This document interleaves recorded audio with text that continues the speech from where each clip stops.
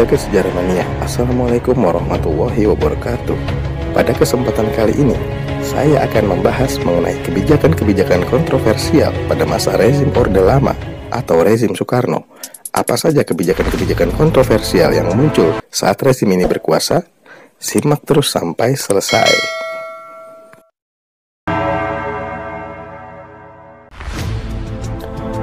Rezim Orde Lama dimulai sejak dikeluarkannya dekret Presiden tanggal 5 Juli 1959 oleh Presiden Soekarno sebagai bentuk reaksi atas kondisi tidak menentunya politik pada masa sebelumnya, yakni demokrasi liberal. Soekarno menganggap demokrasi liberal tidak cocok dengan kepribadian bangsa Indonesia. Dekret ini mendapatkan dukungan penuh dari kalangan militer sehingga Soekarno mampu mengambil alih keadaan. Pada masa ini pula lah, tentara diberikan peran yang cukup besar dalam perpolitikan nasional.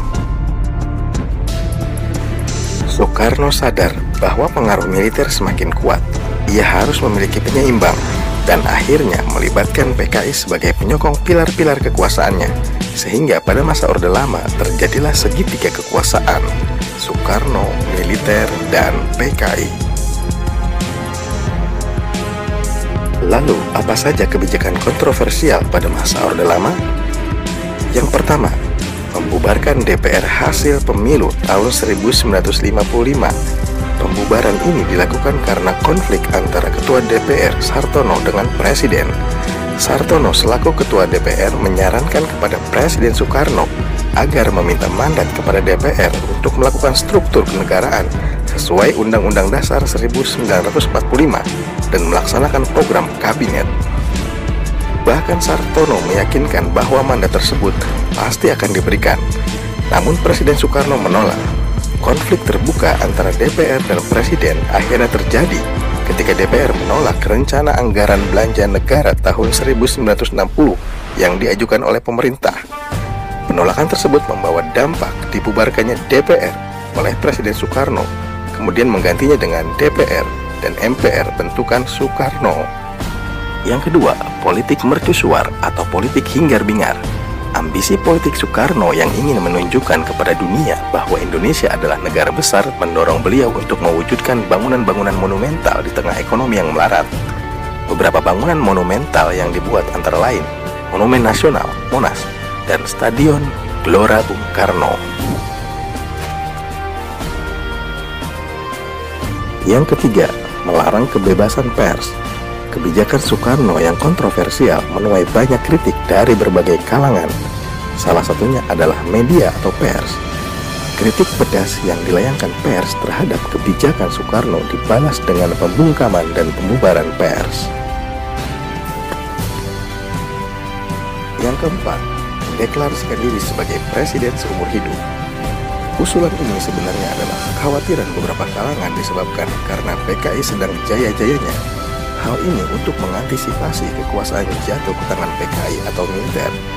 Jika Soekarno tidak didorong untuk menjadi presiden seumur hidup, maka akan terjadi perang saudara.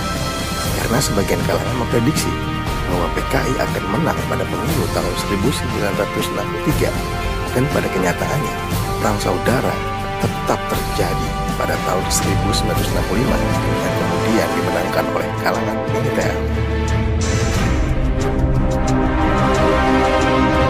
Yang kelima, membentuk poros Blok Timur. Kebijakan ini dianggap telah melanggar konstitusi karena membawa Indonesia condong ke salah satu blok dalam suasana perang dingin antara Amerika Serikat dan Uni Soviet. Di bawah kepemimpinan Soekarno, Indonesia cenderung berkiblat ke Blok Timur. Apalagi di dalam negeri, Soekarno menyandarkan pilar kekuasaannya kepada Partai Komunis Indonesia.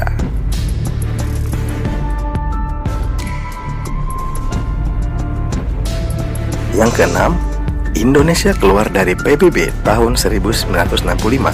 Hal ini karena Soekarno kecewa atas pendirian negara Federasi Malaysia yang disetujui oleh PBB. Soekarno menilai bahwa berdirinya negara Malaysia adalah cara kaum imperialis melebarkan sayap imperialismenya di Asia. Demikianlah kebijakan-kebijakan kontroversial yang pernah dikeluarkan pada masa rezim Orde Lama Soekarno. Semoga kita bisa mengambil pelajaran dari setiap peristiwa Jangan lupa dukung terus channel ini agar terus berkembang. Terima kasih.